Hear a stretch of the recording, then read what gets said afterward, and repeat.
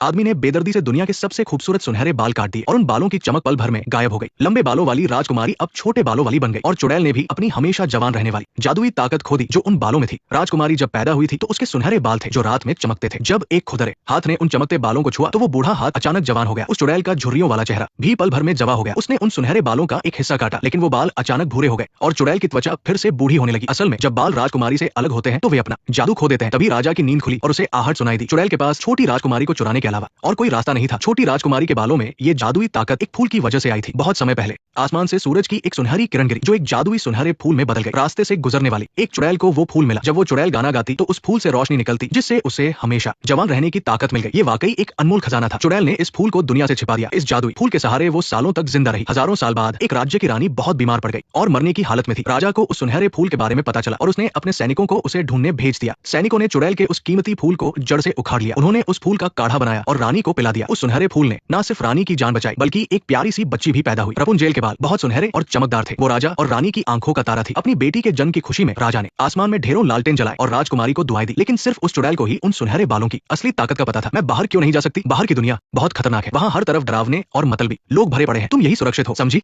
मेरी प्यारी बच्ची? जी माँ। चुड़ैल ने रपुंजेल को जंगल के एक ऊंचे टावर में छिपा दिया था और उसकी माँ होने का नाटक करती थी। वो रोज उसके बाल संवारती और गाती। अपनी जादुई ताकत को वापस पाकर चुड़ैल ने रपुंजेल को जिंदगी भर यहीं छिपाकर रखने का फैसला किया। लेकिन समझदार रपुंजेल को एक राज पता चल गया था। हर साल उसके जन्मदिन की रात आसमान में हजारों लालटेन उड़ते हुए दिखाई देते थे। वो लालटेन राजा और रानी जलाते थे इस उम्मीद में कि उनकी खोई हुई बेटी वापस लौट आएगी। देखते ही देखते 18 साल बीत गए और राजकुमारी बहुत ही सुंदर हो गई। उसके बाल इतने लंबे हो गए थे कि अगर उन्हें खोला जाए तो पूरा कमरा भर जाए। लेकिन उसे अपने असली माता पिता के बारे में कुछ नहीं पता था। उसका इकलौता दोस्त एक गिरगिट था। हालांकि